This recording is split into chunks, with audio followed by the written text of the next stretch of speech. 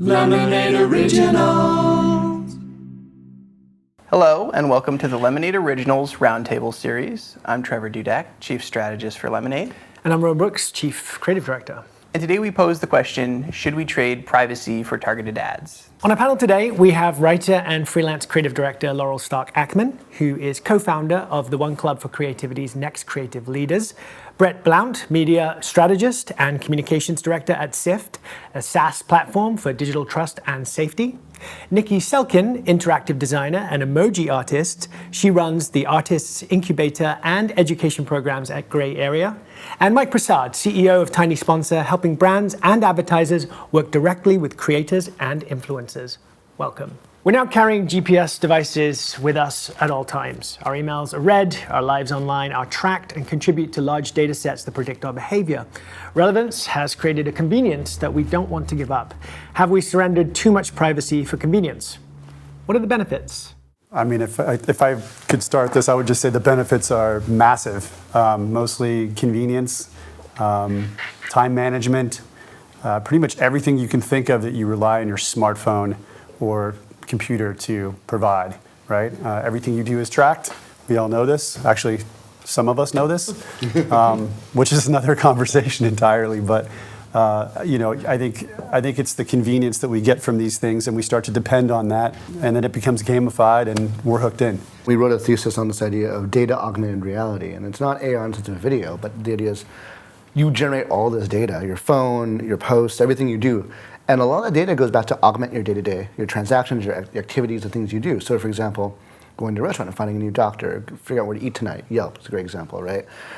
Looking at Facebook and looking at the ads and things you get, or even the content that's going to be pushed to you. All of that stuff goes to you in a way that is based on your data, but also then hopefully enables positive outcomes in your life. So when I landed in San Francisco, it showed me, hey, there's 5 friends that are nearby, maybe you should connect with them. Those are very positive things. So the idea is that in the best possible scenario, that data is very purposely driven within context and within privacy concerns that gives you proactive things that you wouldn't have thought about, or that maybe you would have made a connection yourself to enhance whatever your goals are for that day. And hence the idea of data augmented reality. Of course, there's lots of dangers as well, because when it comes down to it, the technology isn't that precise yet. There's a lot of context that's missed. And then there's also the idea of, do I control that experience or not? Right, I mean, it comes back to some of our other topics in the last roundtable about relevance and contextually being very aware of what we want to deliver to the experience, to the end consumer, right? So if we're very mindful of that and the experience that we're drawing them into, then the targeted advertising can be a tool to help us deliver that experience, right? So it can be a positive thing. As a consumer, I would say one of the things that I've noticed since targeted advertising has increased, specifically on Instagram, for myself, I had never, maybe like even 5 years ago, I couldn't find like jeans that fit. Since the rise of Instagram and plus size models and even just like style-wise, the extreme micro-targeting that happens on my Instagram page, I'm like, oh my God, that girl looks like me. She has my body type. She wears the clothes that I would wear. I would have never seen that girl in an ad 5 years ago. No. And so just even seeing, and that's probably just a media maker, social influencer person, but it allowed me to literally wear clothes that fit and match my personality in a way I would have never had. And growing up as a kid in high school, like, a goth trying to find clothes at the mall, like all I had was Hot Topic. Now I have, as an adult woman, like more options, and I feel more connected to brands that I can trust in a totally different way. So it's been really positive for me as a consumer. Yeah, there's serious value there, but at the same time, people have to understand what they're opting into and what they're, how much they're paying for that convenience, or in this case, your exposure to these things that you like, right? There's not a lot of the positive side that we're discussing publicly. I think we're having to react more than anything else against these bad, events that bubble up the surface. A lot of it's amplification, right? Like you might have a set of data tools that aggregate certain type of content that is meant to be super relevant to you, and it tends to be maybe heavy-handed. Or there's a paid component that accelerates or amplifies that can be used for a lot of, as we've seen, negative outcomes. There's two sides to the story about targeting, right? There's the targeting through dispersed data sets that may or may not have context, that may or may not have overlap. And then there's kind of what you were explaining, which was this idea of I follow or I found someone that is visually targeting me in a way. And that's really coming from the creator themselves versus the data set. They might aggregate it in a certain way that is through the data set, but the way it connects with you is because of the creator. So it's kind of two sides to the same then targeting. But once they see who I follow, Yeah, they've it started to target compounds, me yeah. with more people to follow or ads around clothing that matches the ones, you know what I'm saying? Yeah. And then they are doing data mining. Well, at that and point. so and that's an interesting combo, right? Because you're using essentially a reference, which is the visual affinity you have with a specific person, and then doing a lookalike against that using the data. So that combination of the visual and the creative content mapped to the data actually creates a lot of context that ends up being way more positive than just like an amplified data promotion, based promotion on its own. Like Niki, I have experiences where I found all these wonderful micro brands that I might have not been exposed to prior, especially first-time mom. There are a lot of things around becoming a mom and things that my kids need that I had no idea before. I don't have a lot of friends in my age range who have children, so that's been a great opportunity for me there. But on the other side of it, as a storyteller, I think that one of the things that can be missed with the data sets are the personal experiences that we have. For example, I have a friend who miscarried at 12 weeks, and then she was still being targeted by baby ads for another 3 or 4 months. And in that way, those sorts of things, where we're missing one part of the story would have been a positive experience for her had she still been pregnant. But we're actually, as storytellers, then as brands, we're actually perpetuating a negative experience for that person. And I think there are some nuances there that get down to a micro experience level where we can miss. And so I think not only are we giving up privacy for the sake of potential bonuses on our side, or whatever you look at it that way, but we're also missing a nuance as marketers, as brands, where we could be negatively affecting somebody in a way that we hadn't considered. Well, and ultimately, like the amount of content, whether it's creator-based or ad-based or whatever, that we consume or get hit at with a day is in the thousands and thousands of impressions, and it affects our brains no matter what. Yeah. Mm-hmm. And I think there's a responsibility you have to have in that scenario to understand what you're throwing. And I think there's a big problem. It's a fundamental basis of the industry, which is we're mapping our success or KPIs to impressions, or in the best case, engagement versus relevance versus context. In the perfect world, I'm not getting thousands of ads hit at me every single day. I'm getting 3 that are super relevant, and I'm like, you know what? That was useful to me. Right. I'm going to buy that, and I have a much higher conversion on that 1, 2, or 3 versus the 3,000 that I'm just trying to ignore. Mm-hmm. As we talk about potential solutions, how can we improve targeted advertising? I know you kind of offered your idea and saying, I'm not sure how to solve this, but you're saying maybe there's a way to eliminate some of the massive quantities of what we're targeting. What's a way with technology maybe we could solve that? So there's a couple different ways. I think all of them involve fundamental changes to how we built our entire industry, and I think what you're seeing is part of it is this older programmatic ad approach, which is fine if it has context. And part of it's data that Bret, you brought up a little bit earlier. If we can find a way to get the consumer to understand the value of their data and then use it as an opt-in basis and say that I am exchanging value. And sometimes maybe I don't want to exchange that value, but therefore I have to pay for something separately in a different way. Let the consumers understand and own their data and value their data. And I think on the ad side, it's like, find more ways to be micro contextually relevant, so that it's about high conversion, high relevancy versus this numbers-based approach, and not measure success by a numbers-based approach. I think it's going to be about a conversion-based and about a context-based approach. So the qualitative is as valuable as the quantitative. We've actually found a tiny sponsor where if we look at the factors between the brand and the creator and their audience, talking about resonance and stuff, earlier on, the more qualitative overlap there is, you see a multiple in actual conversion. It's actually not a quantitative measurement that makes a difference in terms of conversion.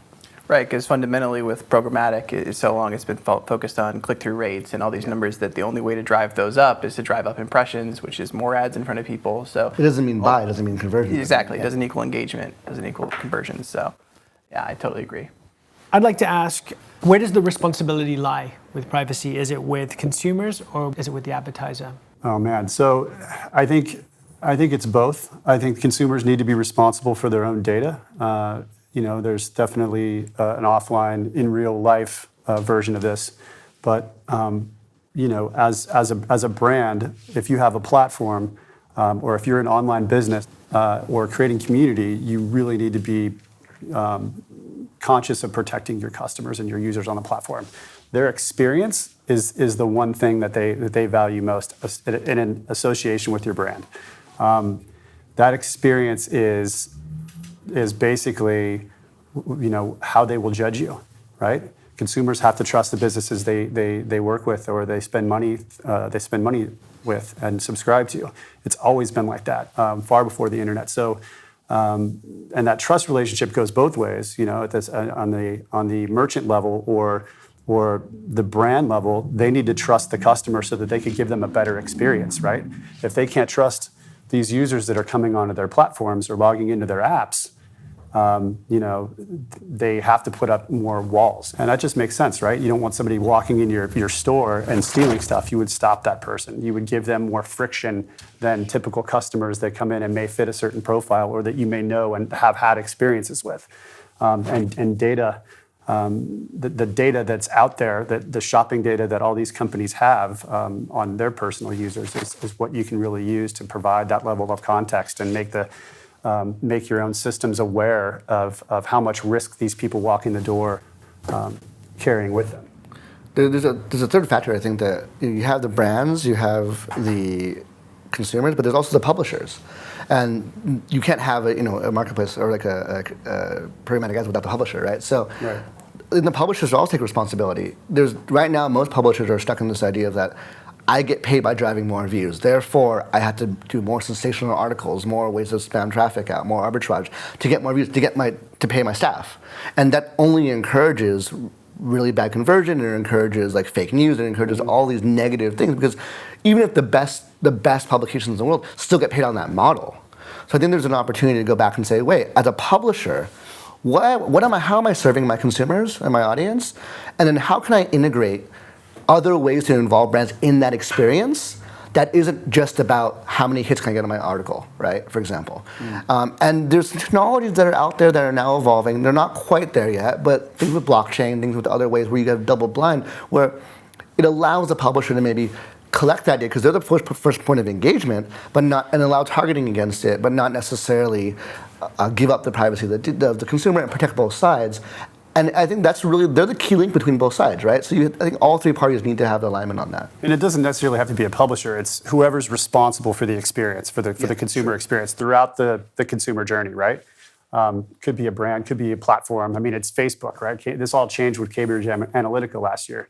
And the scary thing that we noticed on our side was that all these lawmakers and a great majority of the population that just are not data literate. They don't know what happens to their data. They don't really care what happens to their data, and they should, And so we have a lot of work to do in order to educate the lawmakers, policymakers. The legislations are actually in development right now. They try to do this in the UK with GDPR, and it seems like it's not working very well. But I think the one redeeming factor there was that they're trying to make the policies and what brands, what platforms, what publishers are trying to doing with data really transparent, plain English, right? But even that's probably not enough when we're in this instantly gratifying environment where people want to access things now. They don't want to read a sentence. They don't want to listen to a 30-second video about what's going to happen with their data on this platform. It's scary. I mean, a big question around the idea of data and like accessing your data and what they're doing in England and we were talking earlier about what they're doing in China with the social media and identity reputation score. I think what would work is if we had a governmentally controlled ID. This is just a theory that basically we were all handed, and then we could use that ID in places like Facebook or a storefront or wherever. But what's happening right now is Facebook has decided that it wants to be the holder of that ID, which eventually, I think if enough people want that, it will have to be governmentally controlled. But if we had this governmental ID that was tied in with a social security number, we could then use it in different locations online and have more trust. Because right now, I could make up 5 different identities and start doing all kinds of weird stuff and doing doxing and stealing and black market. God only knows, not that I don't do that. But I'm just saying there's so much possibility for fraud. And also it makes me not safe. It makes the brands not safe. So I do think we will do that. And one of the ways we could do that is with blockchain. I mean, I know not a lot of people aren't like super blockchain savvy, and all you think about is Bitcoin, but the actual technology itself could track us from birth, all of our transactions. It can be a link from the raw materials of a product all the way down to the marketplace to the seller that was completely verifiable and trackable. So we wouldn't need people like a brand to be responsible for all of my personal data in that way. And I think that part of the problem is that nobody will, like they're doing, or David Carroll's doing with Cambridge Analytica in England, suing them for his data. It's just the first step to something that's going to be much bigger and hopefully global, where we will control our own data and the government will have authentication of that, and then brands will engage with it. Well, the interesting idea, it's a fine line, right? Giving government control of the data is probably a bad idea. Allowing the government to validate identity, I think, is really important. Exactly, and then allowing the data to be sourced, something like blockchain, where no other party gets to see it unless you want them to, but you can still target against it, right? Because one of the problems that advertisers have is that for the data to be useful, it can't be so fragmented. But another problem is once it becomes siloed, then there's this whole set of problems with control and all other stuff. So if you can silo it in a way that is somewhat anonymous, but still allow the targeting against it, but if you remove the fragmentation issue, that's probably the end solution, but adoption then becomes a bigger discussion. Yeah, because we'd have to change the whole way it works. Yeah. But I think, you kind of spoke to this a little bit, like that we have so much lack of education, and my kind of take, a lack of interest in really understanding what of our data is out there, how it works, like understanding how it's being used for good, for bad, against us. I think that I think the idea of putting a value to our data and acknowledging that it's something that we have, it's like, oh, this is my data set and it's valuable. This is how valuable it is. People can, pay to play kind of thing, and I can decide if I want to engage in this way so that I can have these benefits. I think actually being able to put a value to a data set as a consumer is really important, because I think right now, everything's so fragmented, we don't necessarily see it as a value, but brands see it as a value. So we're on the other side of this. We have all of this stuff. It's so scattered. We don't understand how it's being used. We don't understand, also how important it is. So I think if we were able to put a value on it and it became more of a transactional situation where we were understanding what our value is and agreeing to it, or deciding how we're being able to use it or engage with it, I think that could be really important. I think it's super critical. There's a technology that we partner with called AdCoin, not to be confused with the cryptocurrency called AdCoin, which whole call of confusion there. But basically, this company is working on a technology that does exactly that. So it collects your data, it allows you to accumulate your data, and then allows advertisers using blockchain to access that, and you get a value to that use of data, and it's an access fee in a way. And even in that scenario, you're not giving up your data, you're giving up a targeting against your data. And the more data you have, the more that is accumulated, you have a higher value to the brand because there's more relevancy, more context. And I think something like that, maybe that, or hopefully something like that in the future will be something that gets more adopted. But the first step is, again, letting people take charge of their data, making it easy. And I think with blockchain, I think it's a great solution, but that needs to be the engine in the car, not the car itself, right? Somebody needs to be able to, anyone just needs to be able to use it like they use a browser and not worry about it. Yeah, there's another app called Open Paths that takes the GPS data on your phone, and your Apple phone, and it puts it in its own little database, and it lets you share it on the market. And so anyone who's doing, let's say, an art project or an app, like a person who's building an app or an advertiser, can ask you for permission to use your GPS data. This guy, Jer Thorpe, did a really interesting mapping project with his data, but my point is just that exists, and we need to find more things like Open Paths so we can leverage our own data as consumers or as our advertisers to access data sets with acknowledgement that that's what we're doing. Great. Yeah, and I think I take a little bit from everybody here, and I think that a lot of what you said, Bret, too, just, with so much of what we do, our conversations always start with content, so I think that the first thing that brands can do while they're trying to figure this out, while there's a lot of great technology being put to the forefront, is deliver more relevant content, right? And be really responsible there, and be less reliant on sensitive information.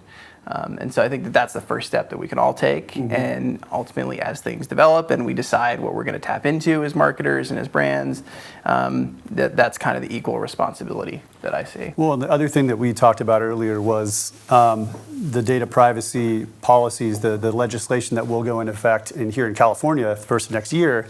It will change things for the ad business, and I think it will change things for the better because they're going to have to sort of approach consumers in a different way. I mean, we talked about different from targeting them based on their personal information to targeting based on contextual information.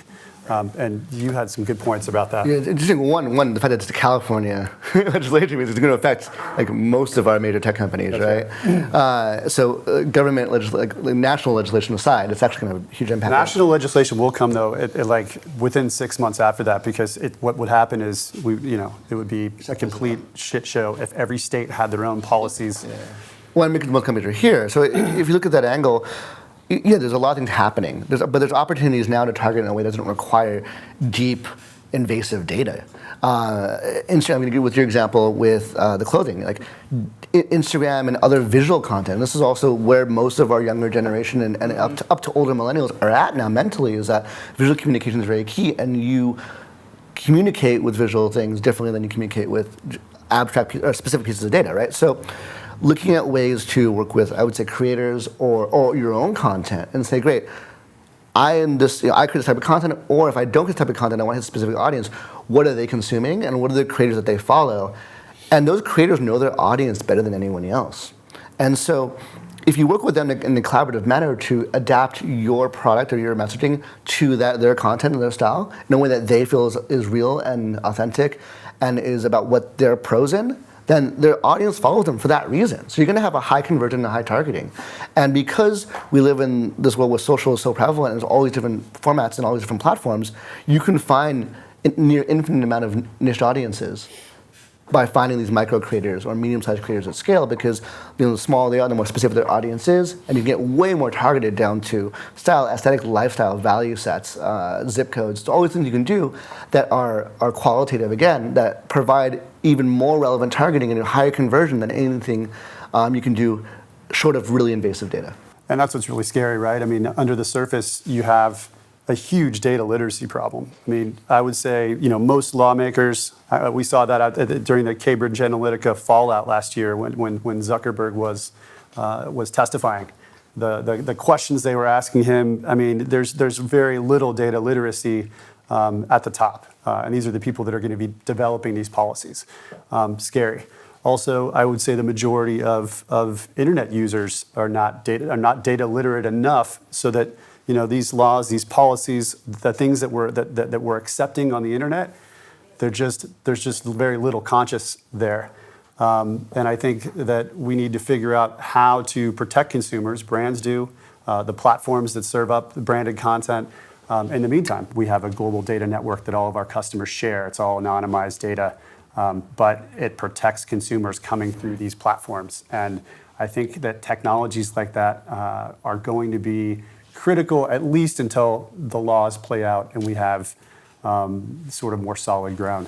All right, so with that, we'll thank all our guests and our viewers. And if you'd like to see any more content like this from Lemonade Originals, please hit like and subscribe. Thanks. Lemonade Originals.